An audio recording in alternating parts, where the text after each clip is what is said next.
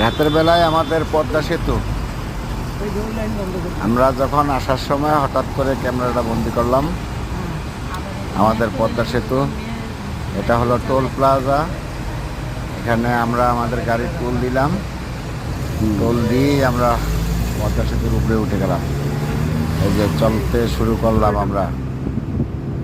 অবশ্যই ভিডিওটা ভালো লাগলে লাইক, কমেন্ট, সাবস্ক্রাইব করে পাশে থাকবেন। সবার জন্য শুভকামনা রইল। দেখতে থাকুন আমাদের পদ্মা সেতু।